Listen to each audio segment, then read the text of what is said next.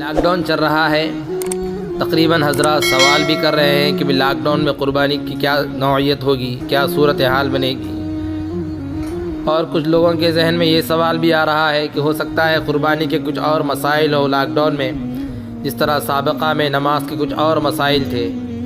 تو یاد رکھیں کہ لاک ڈاؤن میں بھی قربانی اگر کسی کے اوپر واجب ہے تو قربانی کرنی ہی ہے، قربانی معاف نہیں ہے۔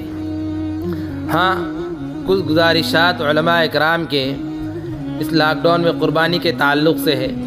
چنانچہ دنیا کا مشہور اور معروف ادارہ دارالعلوم دیوبند کا ایک فتویٰ اس کے تعلق سے آیا، اسی کے پیش نظر اسی کے ضمن میں یہ بات کہی جا رہی ہے۔ اس میں بتلایا گیا کہ سابقہ دور میں جو حضرات اپنی طرف سے قربانی کرتے تھے واجب قربانی، اور پھر نفل قربانی بھی کرتے تھے اپنے مرحومین کی طرف سے، تو اس میں یہ بات بتلائی گئی ہے کہ وہ اس سال نفل قربانی نہ کریں، بلکہ اس کا پیسہ، اس کی قیمت غریبوں میں، فقیروں میں، مسکینوں میں صدقہ خیرات کریں، اس لیے کہ لاک ڈاؤن کی وجہ سے ایک بہت بڑا طبقہ مسلمانوں کا روزگار کے اعتبار سے بہت متاثر ہوا ہے، تو اس طرح ان کی مدد کرنی چاہیے۔ دوسری بات، ہر سال الحمدللہ جانور کے خریدنے میں اچھا خاصا پیسہ خرچ کیا جاتا تھا کہ اچھا موٹا تازہ جانور ہو۔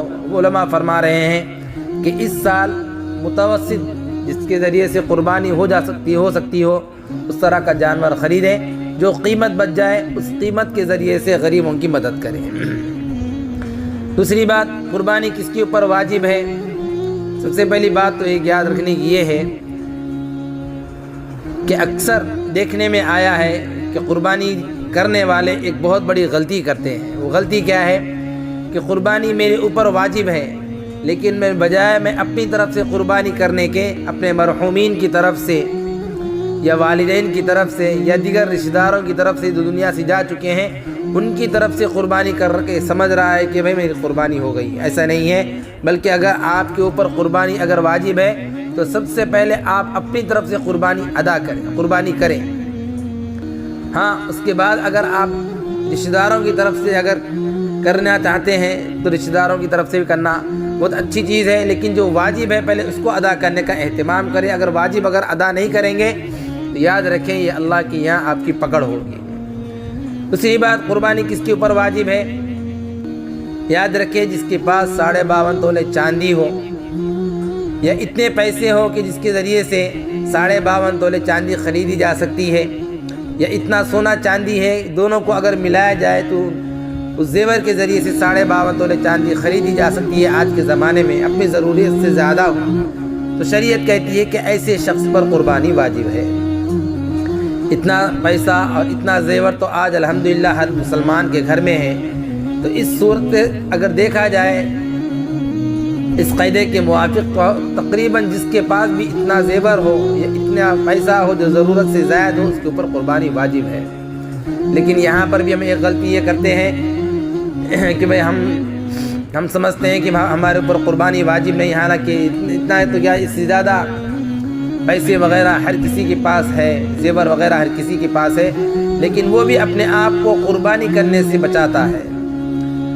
حالانکہ پھر دنیا کے معاملات میں اگر دیکھا جائے تو غیر ضروری اخراجات، کہیں تو موبائل فون پر 10 ہزار 12 ہزار خرچ کیا جا رہا ہے، کہیں غیر ضروری چیزوں پر پیسے خرچ کیے جا رہے ہیں، لیکن جب قربانی کرنے کی بات آتی ہے تو 8,000 7,000 میرے لیے کم پڑ جاتے ہیں۔ یہ بہت افسوس کی بات ہے۔